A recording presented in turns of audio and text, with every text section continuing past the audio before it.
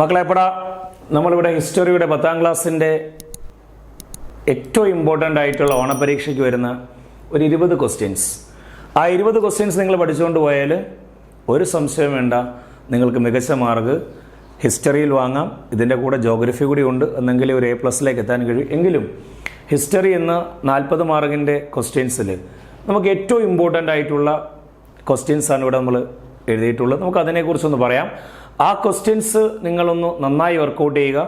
എന്തെങ്കിലും ഡൗട്ടുകൾ അതിനകത്തുണ്ടെങ്കിൽ ഡീറ്റെയിൽഡ് ആയിട്ടുള്ള നോട്ട്സോ മറ്റു കാര്യങ്ങളോ ഒക്കെ നിങ്ങൾക്ക് അതിൻ്റെ എക്സ്പ്ലനേഷൻസോ ഒക്കെ വേണമെങ്കിൽ തീർച്ചയായിട്ടും നമ്മൾ അടുത്ത ഒരു ക്ലാസ്സിൽ അടുത്തൊരു സെഷനിൽ നമുക്കത് പറഞ്ഞുതരാം. ഇവിടെ നമുക്ക് പ്രധാനമായി 4 ചാപ്റ്റേഴ്സാണുള്ളത്, നിങ്ങൾക്ക് എല്ലാവർക്കും അറിയാം. അതിൽ ഒന്നാമത്തെ ചാപ്റ്ററിൻ്റെ പ്രത്യേകത എന്ന് പറയുന്നത് വിപ്ലവങ്ങളുടെ മാത്രം ചാപ്റ്റേഴ്സാണ്, ഏജ് ഓഫ് റവല്യൂഷൻസ് ആണ്. ആ ചാപ്റ്ററിൽ നിന്നാണ് essay ക്വസ്റ്റ്യൻസ് മിക്കപ്പോഴും വരുന്നത്. ആ essay ക്വസ്റ്റ്യനുകൾ പ്രധാനമായി 4 essay ക്വസ്റ്റ്യൻസ് അതിനകത്തുള്ളത്. നമ്മൾ പറയുന്നു ഇത്തവണ ഓണപരീക്ഷയ്ക്ക് ഈ 2 ക്വസ്റ്റ്യനുകളിൽ നിന്നായിരിക്കും ഒരു ക്വസ്റ്റ്യൻ ഉണ്ടാവുക. അതൊന്ന് ഫ്രഞ്ച് റവല്യൂഷനാണ്. ആ ഫ്രഞ്ച് റവല്യൂഷൻ എന്ന് പറയുന്നത് ഒരുപാട് തവണ ഫസ്റ്റ് ചാപ്റ്ററിൽ നിന്ന് ഏറ്റവും കൂടുതൽ തവണ പബ്ലിക് എക്സാമിനും ടെർമിനൽ എക്സാമിനേഷൻസും ഒക്കെ ചോദിച്ചിട്ടുള്ള ക്വസ്റ്റ്യനാണ് ഫ്രഞ്ച് റവല്യൂഷൻ. മറ്റൊരു ക്വസ്റ്റ്യൻ എന്ന് പറയുന്നത് റഷ്യൻ വിപ്ലവമാണ്. ആ റഷ്യൻ വിപ്ലവവും അതുപോലെ തന്നെ പ്രാധാന്യമേറിയ മറ്റൊരു ക്വസ്റ്റ്യനാണ്. ഇത് രണ്ടിൽ ഏതെങ്കിലും ഒരു ചോദ്യം ഉറപ്പായും ഈ ടെർമിനൽ എക്സാമിനേഷന് ഉണ്ടാകും. പബ്ലിക് എക്സാമിനേഷനിൽ നമ്മൾ എക്സ്പെക്ട് ചെയ്യുന്ന ഏറ്റവും പ്രധാനപ്പെട്ട ചോദ്യങ്ങളിൽ ഒന്ന് ഏത് തന്നെയാണ്, ഈ ഫ്രഞ്ച് റവല്യൂഷനും മറ്റൊന്ന് ഏതാണ്, റഷ്യൻ വിപ്ലവമാണ്. അപ്പോൾ ആ ചാപ്റ്ററിൽ 4 essays ഉണ്ട്. അതിൽ 2 essay നമ്മൾ വളരെയേറെ പ്രാധാന്യത്തെ നിങ്ങൾ ഈ ടേമിൽ പഠിച്ചുകൊണ്ട് പോകണം. സിമ്പിളായിട്ട് പഠിക്കാവുന്ന essay ആണ്. നമുക്ക് ഏറ്റവും ഈസി ആയിട്ട് ആ 4 essayയിൽ ഏറ്റവും ഈസിയായി പഠിക്കാവുന്ന 2 essayയുമാണ് അത്. ചാപ്റ്റർ 2ലേക്ക് നമ്മൾ വരുമ്പോൾ അതിനകത്ത് വേൾഡ് വാറിൻ്റെ ഒരു കുറേ ടോപ്പിക്കുകൾ അതിനകത്ത് വരുന്നുണ്ട്. ഫസ്റ്റ് വേൾഡ് വാർ വരുന്നു, സെക്കൻഡ് വേൾഡ് വാർ വരുന്നു, ഒട്ടനവധിയായ ക്വസ്റ്റ്യൻസ്, ഫാസിസവും നാസും ഒക്കെ വരുന്നു. അതിൽ നിന്ന് നമ്മൾ ഏറ്റവും സെലക്ട് ചെയ്തിട്ടുള്ള ഒരു 3-4 ക്വസ്റ്റ്യൻസ് മാത്രമേ പറയുന്നുള്ളൂ. അത് കഴിഞ്ഞ ടെർമിനൽ എക്സാമിനേഷനുകളിലും അതോടൊപ്പം തന്നെ പബ്ലിക് എക്സാമിനേഷനുകളിലും ഒക്കെ വന്നിട്ടുള്ളതാണ്. ഇതിൽ മോസ്റ്റ് ഇമ്പോർട്ടൻ്റ് ആയിട്ട് ഒരു തർക്കവും അക്കാര്യത്തിൽ വേണ്ട, ഈ ക്വസ്റ്റ്യൻ അത് ഡെഫിനറ്റ്ലി ഉണ്ടായിരിക്കും. അത് പാരീസ് പീസ് കോൺഫറൻസസ് ആണ്. 1919 1919 പാരീസ് സമാധാന സമ്മേളനങ്ങൾ, ഫസ്റ്റ് വേൾഡ് വാറിന് ശേഷം ഉണ്ടായിട്ടുള്ള പാരീസ് പീസ് കോൺഫറൻസസിനെ കുറിച്ച് ഒരു ചോദ്യം അതിനകത്തുണ്ടാവും. അല്ലെങ്കിൽ ഒരുപക്ഷെ മറ്റൊരു രീതിയിൽ ചോദിച്ചാൽ ഒരു ഡയറക്റ്റ് ക്വസ്റ്റൻ ആയിട്ട് വേണമെങ്കിൽ വരികയാണെങ്കിൽ ഇങ്ങനെയും വരാം. ട്രീറ്റി ഓഫ് വേഴ്സൈൽസിനെ കുറിച്ച്, വേഴ്സൈൽസ് ട്രീറ്റി മൂലം ഉണ്ടായിട്ടുള്ള പ്രശ്നങ്ങൾ എന്തൊക്കെയാണ് എന്നതിനെ സംബന്ധിച്ച്, അല്ലെങ്കിൽ ക്ലോസസ് അതിനെ സംബന്ധിച്ചൊരു ഈ 2 ചോദ്യം ഒറ്റ ആൻസർ തന്നെയാണ്. പാരീസ് പീസ് കോൺഫറൻസസ് ഓഫ് 1919 അല്ലെങ്കിൽ ട്രീറ്റി ഓഫ് വേഴ്സൈൽസ്, ഈ 2 ചോദ്യം വന്നാലും ഒറ്റ ആൻസർ നമുക്ക് എഴുതേണ്ടത്. അത് നമുക്ക് കൃത്യമായി നിങ്ങൾ നോക്കണം. സെക്കൻഡ് ചാപ്റ്ററിലെ മറ്റൊരു ക്വസ്റ്റ്യൻ എന്ന് പറയുന്നത് name and members of military alliances in the first and second world war. 1ഉം 2ഉം ലോകമഹായുദ്ധങ്ങൾ നമുക്കറിയാം. ആ ചാപ്റ്ററിൽ നമ്മൾ ഡീറ്റെയിൽഡായി പഠിക്കുന്നതാണ് 2 ലോകമഹായുദ്ധങ്ങൾ. ആ 2 ലോകമഹായുദ്ധങ്ങളിലും മിലിറ്ററി അലയൻസസ് ഉണ്ട്, സൈനിക സഖ്യങ്ങളുണ്ട്. ആ 2 ലോകമഹായുദ്ധങ്ങളിലെയും സൈനിക സഖ്യങ്ങളുടെ പേരുകൾ ഏതൊക്കെയാണ്, ആ മിലിറ്ററി അലയൻസസിലെ മെമ്പർ നേഷൻസ് ഏതൊക്കെയാണ് എന്നതിനെ സംബന്ധിച്ച് പറയുന്ന ഒരു ക്വസ്റ്റ്യൻ എല്ലായ്പ്പോഴും വരുന്നതാണ്. മറ്റൊരു ചോദ്യം എന്ന് പറയുന്നത് കോൾഡ് വാർ. വളരെ ഈസിയായി നമുക്ക് പഠിച്ചു പോകാൻ കഴിയുന്ന ഒരു ഡയഗ്രാം എക്സ്പ്ലനേഷനിലൂടെ മാത്രം വളരെ വേഗേന മനസ്സിലാക്കാവുന്ന ഒരു ചോദ്യമാണ് ശീതസമരം എന്ന് പറയുന്നത്. ആ കോൾഡ് വാർ എന്താണെന്ന് ഉള്ളതിനെ സംബന്ധിച്ച് ഒരു ചോദ്യം നമുക്ക് പ്രതീക്ഷിക്കാം. മറ്റൊന്ന് പറയുന്നത് നാമാണ്, നോൺ അലൈൻഡ് മൂവ്മെന്റ് ആണ്, ചേരിചേരായ്മയാണ്. അതും നമുക്ക് ഒരു സെമി സർക്കുലർ ഷേപ്പിൽ നമുക്ക് വരച്ച് കാണിക്കാവുന്ന ഒരു അർദ്ധവൃത്താകൃതിയിൽ അല്ലെ 2 അർദ്ധവൃത്തങ്ങൾ നമുക്ക് വരച്ചുകൊണ്ട് അതിൽ കൃത്യമായി പേരുകൾ രേഖപ്പെടുത്തി പറയാവുന്ന വളരെ സിമ്പിളായ ഒരു നോട്ട്സ് ആണ് ഈ നാം എന്ന് പറയുന്നത്, ചേരിചേരായ്മ എന്ന് പറയുന്നത്. മറ്റൊരു ചോദ്യം എന്ന് പറയുന്നത് ഏറ്റവും ഇമ്പോർട്ടൻ്റ് ആയിട്ടുള്ള ചോദ്യം, നമ്മൾ പ്രതീക്ഷിക്കുന്ന മറ്റൊരു ചോദ്യം, globalisation and its challenges to the developing countries. അപ്പൊ എന്താണ് ആഗോളവൽക്കരണം? ന്യൂ എക്കണോമിക് പോളിസിയുടെ കോൺസെപ്റ്റ്സിൽ വരുന്ന ഒന്നാണ് ഗ്ലോബലൈസേഷൻ, പുത്തൻ സാമ്പത്തിക നയം. ആ പുത്തൻ സാമ്പത്തിക നയങ്ങൾ ഏറ്റവും പ്രധാനപ്പെട്ട ഒന്നാണ് ഗ്ലോബലൈസേഷൻ, ആഗോളവൽക്കരണം. ആ ആഗോളവൽക്കരണം ഡെവലപ്പിംഗ് നേഷൻസിൽ, വികസ്വര രാജ്യങ്ങളിൽ എന്തൊക്കെ വെല്ലുവിളികൾ ഉണ്ടാക്കുന്നു എന്നതിനെ സംബന്ധിച്ച് ഒരു ചോദ്യമുണ്ട്. അത് നമുക്ക് പ്രതീക്ഷിക്കാവുന്ന മുൻപ് വന്നിട്ടുള്ള ചോദ്യമാണ്. മറ്റൊരു ഇമ്പോർട്ടൻറ്റ് ക്വസ്റ്റ്യൻ എന്ന് പറയുന്നത് ഫാസിസമാണ്. ഇന്റർവാർ പീരീഡിൽ ഉണ്ടായിട്ടുള്ള സംഭവ വികാസങ്ങളിൽ ഏറ്റവും പ്രധാനപ്പെട്ട ഒരു ഇഷ്യൂ ആണ് ഫാസിസം എന്ന് പറയുന്നത്. ആ ഫാസിസത്തെ സംബന്ധിച്ച് നിരവധിയായ ക്വസ്റ്റ്യൻസ് ഉണ്ട്. ഞാൻ ഒരൊറ്റ ക്വസ്റ്റ്യൻ ആയിട്ട് അങ്ങ് പറയുന്നു. ആ ഫാസിസം എന്ന് പറയുന്ന ഒരു ചോദ്യവും നമുക്ക് പ്രതീക്ഷിക്കാം. അങ്ങനെ 2 ചാപ്റ്ററുകളിൽ നിന്ന് നമുക്കാകെ 8 ക്വസ്റ്റ്യൻസ് മാത്രം നിങ്ങൾ പഠിച്ചാൽ മതി.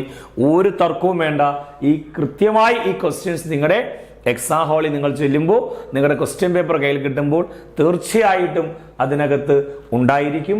നമ്മൾ ചാപ്റ്റർ 3ലേക്ക് പോകുമ്പോൾ, ചാപ്റ്റർ 3യുടെ പ്രത്യേകത ആകെയുള്ള 4 ചാപ്റ്ററുകളിൽ ഏറ്റവും ചെറിയ ചാപ്റ്ററാണ്.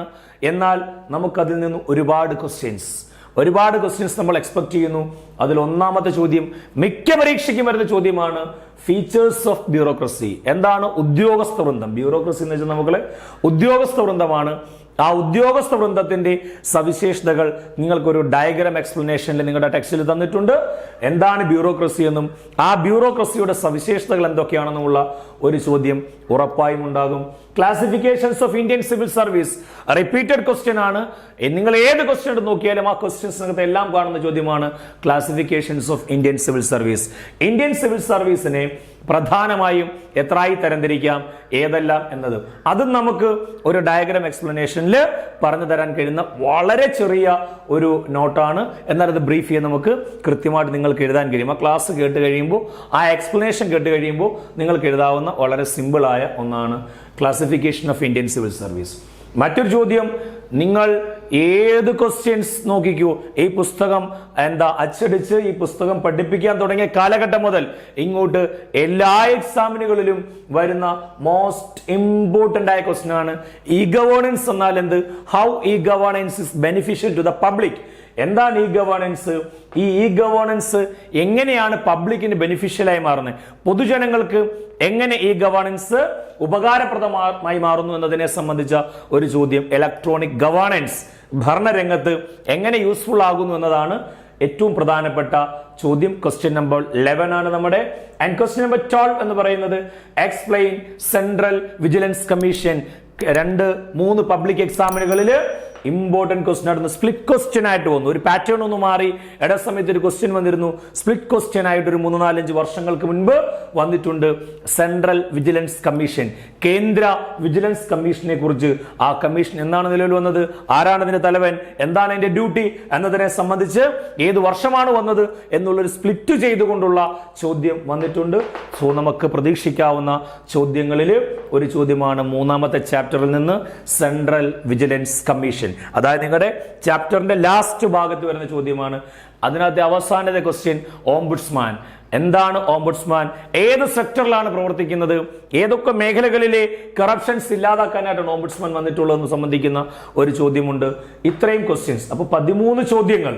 3 ചാപ്റ്ററുകൾ നമ്മൾ പറയുമ്പോൾ ആ 3 ചാപ്റ്ററുകളിൽ നിന്ന് നമുക്ക് ആകെ പ്രതീക്ഷിക്കാവുന്ന ചോദ്യങ്ങൾ കേവലം 13 ക്വസ്റ്റ്യൻസ് ആണ്. അതിൽ 3ാമത്തെ ചാപ്റ്ററിൽ നമുക്ക് 5 ക്വസ്റ്റ്യൻസേ ഉള്ളൂ. വളരെ ചെറിയ ചാപ്റ്ററാണ്. അത് വളരെ വേഗം നിങ്ങൾക്ക് പഠിക്കാൻ കഴിയുന്ന, ഈസിയായി മാർക്ക് സ്കോർ ചെയ്യാൻ കഴിയുന്ന ഒരു ചാപ്റ്ററാണ് ചാപ്റ്റർ 3 എന്ന് പറയുന്നത്. And also the final chapter, നിങ്ങളുടെ ഓണം എക്സാമിനുള്ള 4ാമത്തെ ചാപ്റ്റർ. വളരെ വേഗത്തിൽ, ഇച്ചിരി ലെങ്തി ആണെങ്കിൽ പോലും വളരെ വേഗത്തിൽ നമുക്ക് പഠിപ്പിച്ച് കുട്ടികളെ മനസ്സിലാക്കി പോകുവാൻ കഴിയുന്ന ഒരു ചാപ്റ്ററാണ് ചാപ്റ്റർ 4. നമുക്ക് പരിചിതമായ ചില പദപ്രയോഗങ്ങളും പരിചിതമായ ചില കാര്യങ്ങളുമാണ് ഇതിൽ പ്രതിപാദിക്കുന്നത്. അതിൽ 1ാമത്തെ ക്വസ്റ്റ്യൻ, നിങ്ങളുടെ ചാപ്റ്റർ തുടങ്ങുമ്പോൾ തന്നെയുള്ള ക്വസ്റ്റ്യൻ ലാൻഡ് റവന്യൂ പോളിസീസിനെ കുറിച്ച്, ഭൂനികുതി സമ്പ്രദായങ്ങളെ കുറിച്ച്. അതിനകത്തെ 1ാമത്തെ ടോപ്പിക് ഇമ്പോർട്ടന്റ് ആണ്.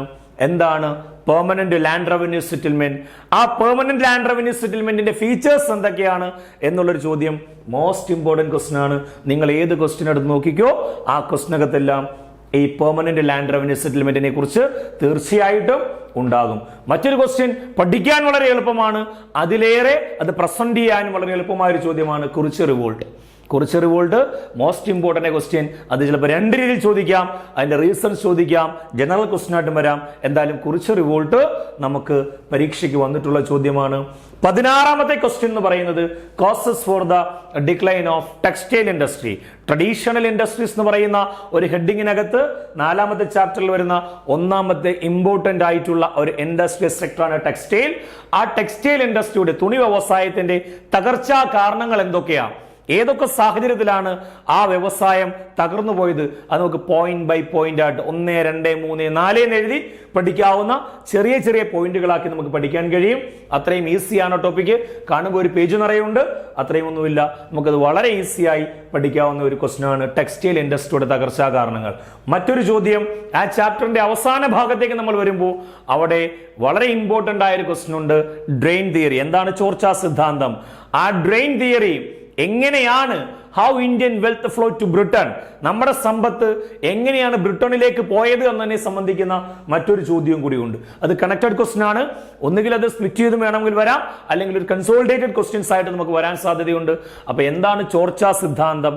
ആ ചോർച്ചാ സിദ്ധാന്തം എങ്ങനെയാണ് how it flow to Britain, എങ്ങനെയാണ് ഇന്ത്യൻ സമ്പത്ത് ബ്രിട്ടനിലേക്ക് ഒഴുകിപ്പോയത് അല്ലെങ്കിൽ ചോർത്തിക്കൊണ്ട് പോയത് എന്നതിനെ സംബന്ധിച്ച് ഒരു ചോദ്യമുണ്ട്. ചോദ്യം വളരെ ഇമ്പോർട്ടന്റ് ആണ്. അതാണ് ക്വസ്റ്റ്യൻ നമ്പർ 17 എന്ന് പറയുന്നത്.